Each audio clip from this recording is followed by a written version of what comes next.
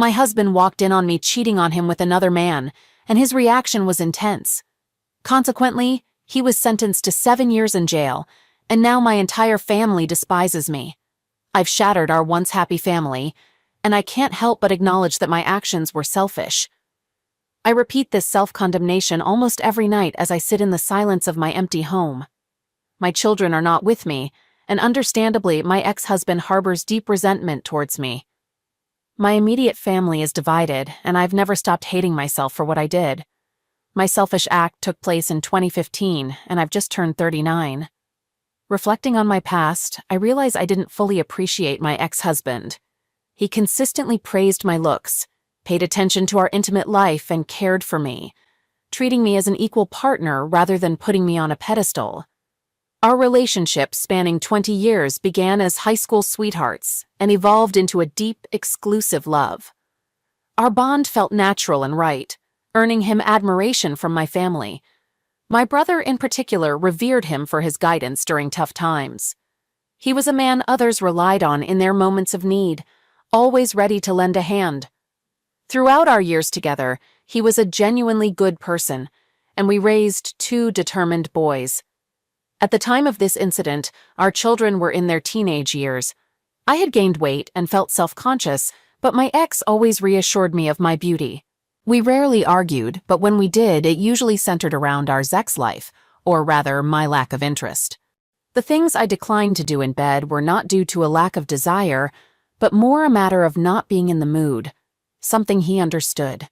When I turned 39, my birthday marked a new phase for me. I had spent a year in the gym, practicing yoga and Pilates, and my efforts had transformed my body from 180 to 135 pounds. This was a significant change for me, as I had always been on the heavier side. My ex-husband had also joined me in the gym, albeit less frequently, and he had managed to shed some weight, going from 260 to 225 pounds, sculpting his physique.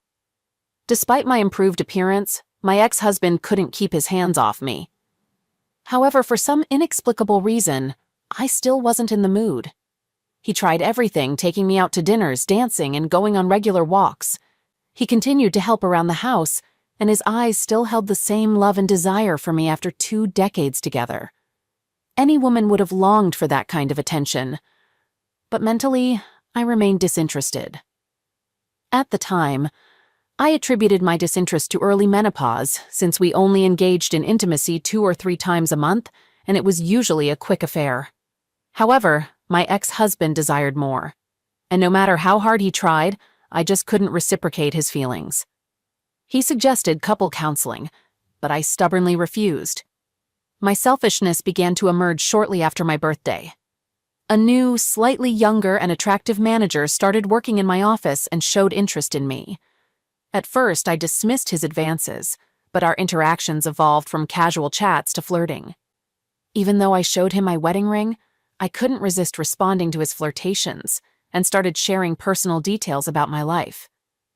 Gradually, he occupied more of my thoughts. In hindsight, I see that this was an emotional affair, something I didn't acknowledge then. My ex-husband began to notice something wasn't right. We ended up having a big argument, which I believe I started. When he tried to kiss me, I accidentally reacted with disgust. But it wasn't really about him. I was caught up thinking about the other man, and this made me feel really turned off by everything that was happening. At least, that's what I kept convincing myself of.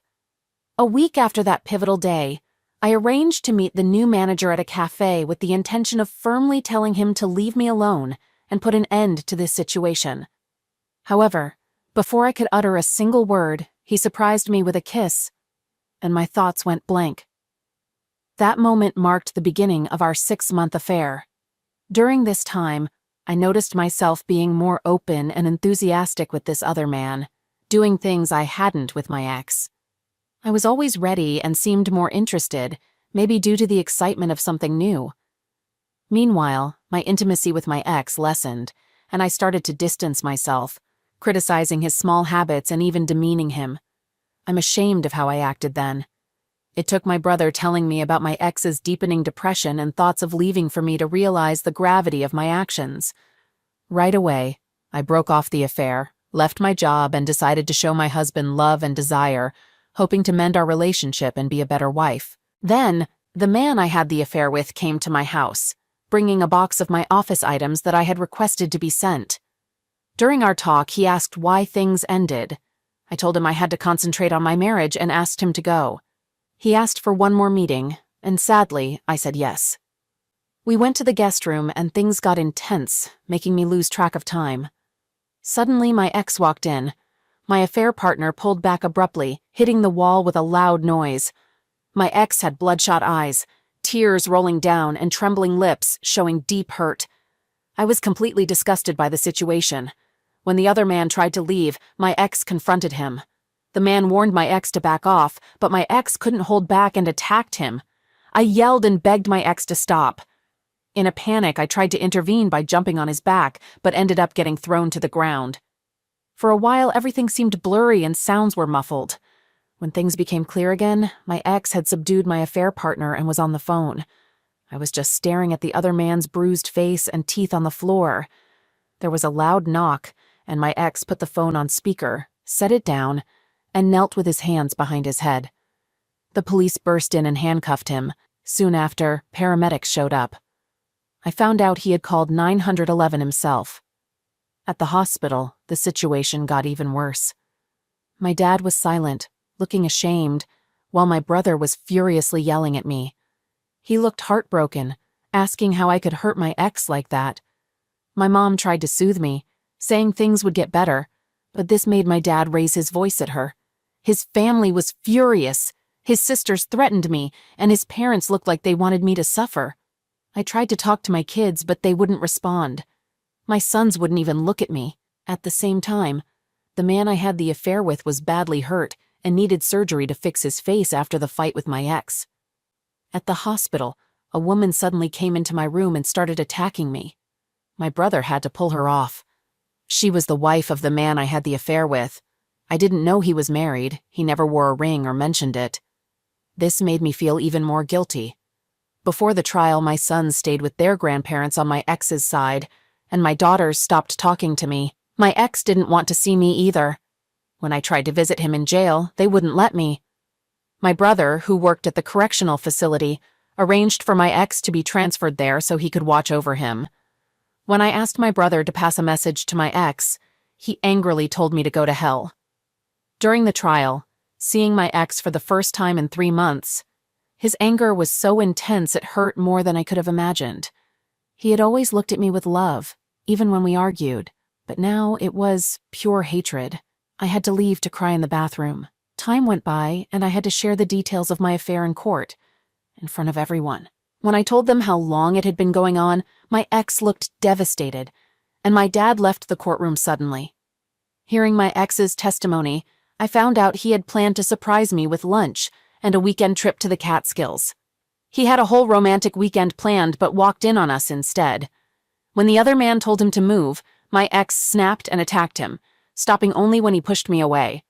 He called 911 right after, and in court, we heard his painful voice and sobs on the recording as he talked to the operator. It was incredibly sad. The man I was with couldn't speak in court because of his medication, so they showed pictures of his injuries. Seeing them made me feel sick. It was my fault my ex had hurt him so badly, breaking his eye socket, cheekbones, and jaw, with some bone pieces too small to fix. My ex got 7 years for a third-degree felony. My sons protested the sentence, and my daughters and his family's cries of pain are something I still can't forget. The first 3 months were incredibly hard.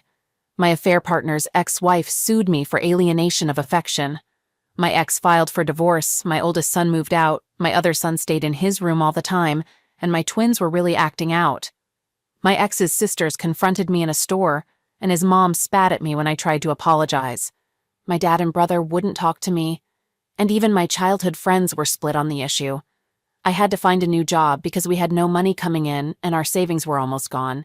But I was pretty much blacklisted in my field because of all the bad press at the accounting firm, so I started working in retail and got a seasonal job at H&R Block. During tax season, I almost lost our house. My ex wouldn't let me visit him, and he sent back all the letters I wrote without opening them. I ended up crying in the shower almost every day.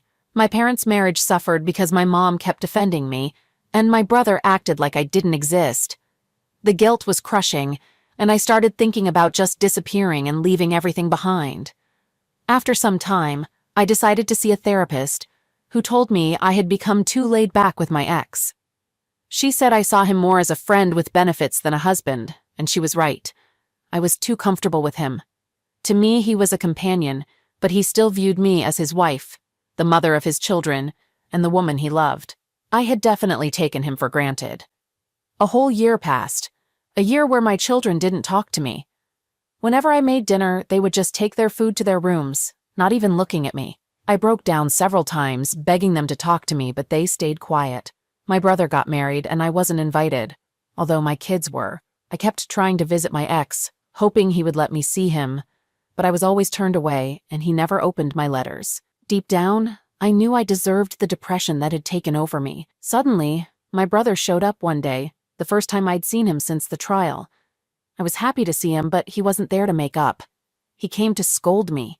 He told me that my ex had been injured in the prison infirmary after trying to fight off another prisoner who tried to be intimate with him. My ex got injured in the stomach, and the other inmate ended up with a broken spine. My brother blamed me for what happened and left angrily in his truck. I cried for days because he was right. It was my fault. I tried to visit my ex in the infirmary, but they wouldn't let me for another 4 years. I kept writing letters, but they were all sent back. Luckily, our kids visited their dad often, and I found out from them that my brother had gotten him into protective custody after the attack. As time went on, my oldest went to the same college and chose the same major as my ex, but he only talked to his siblings and stayed away from me. He didn't come home for the holidays, preferring to go to his grandparents' house. My other son did the same, going to the same college and avoiding me. My twins were hard on me, but visiting their dad regularly seemed to help their mood. When they acted out too much, their uncle would step in to help. Still, my brother and I barely talked.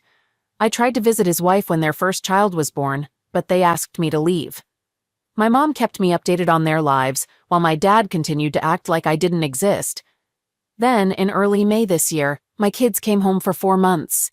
I didn't know why, but I was just happy they were there. I tried to show how sorry I was, even though they mostly ignored me.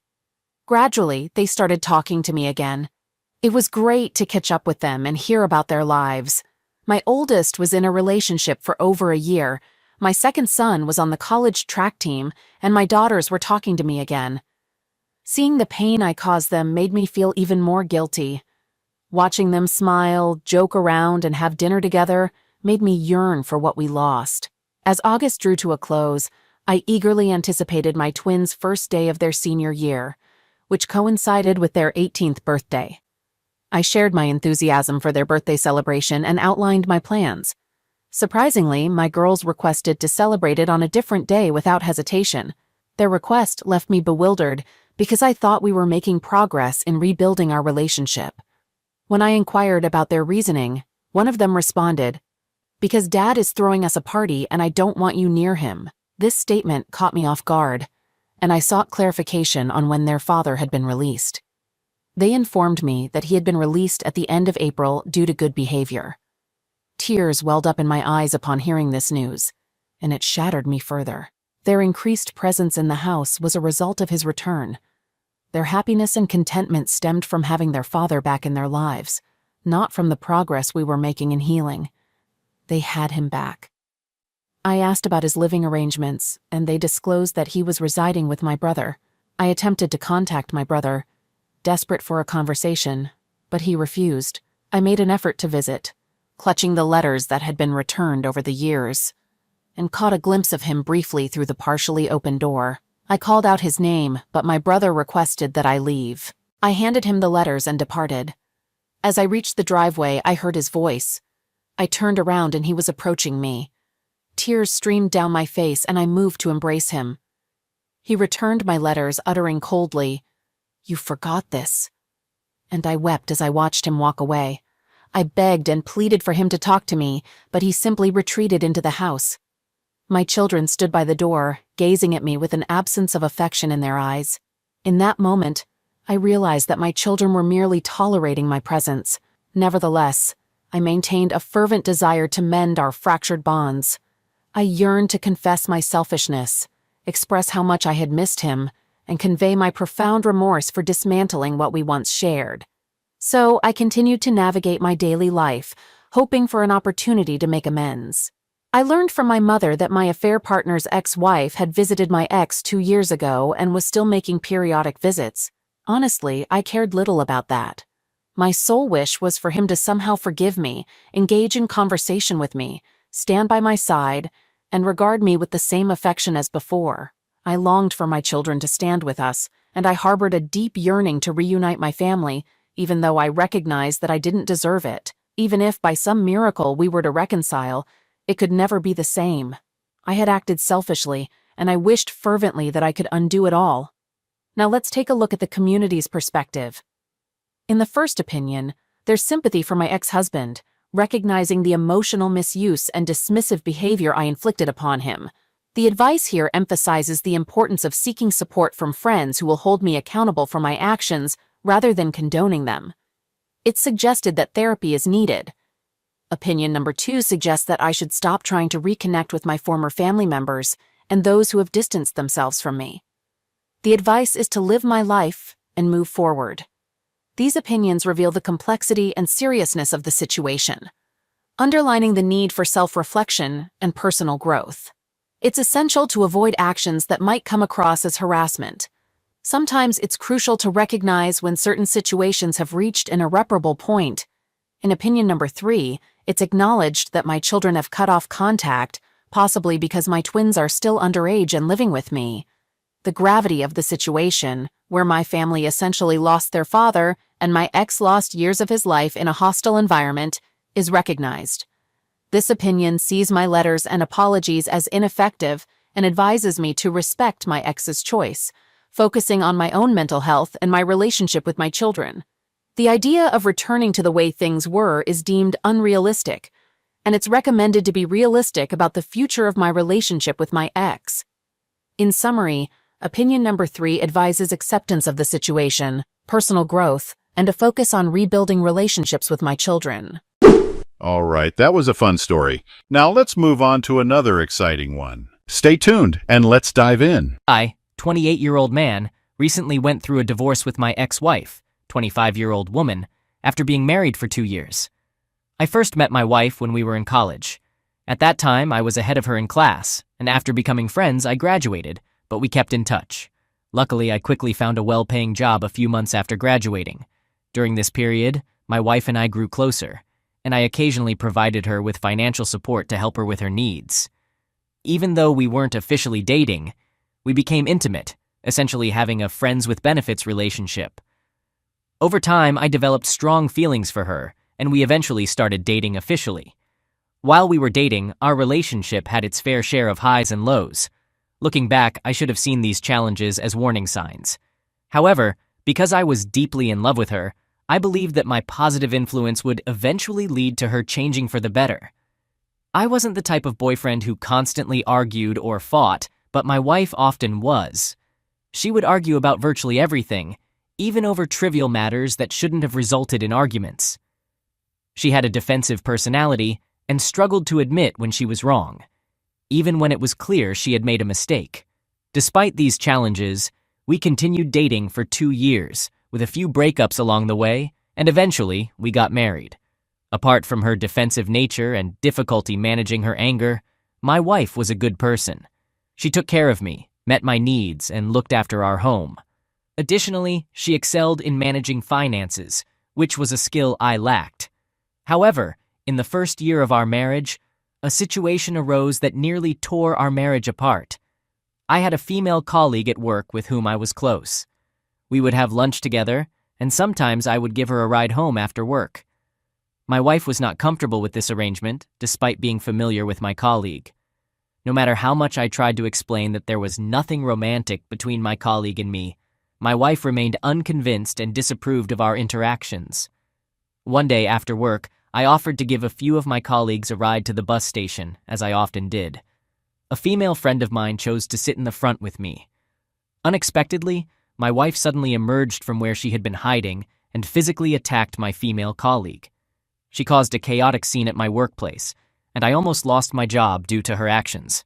My wife seriously injured my female colleague, even pulling out her hair.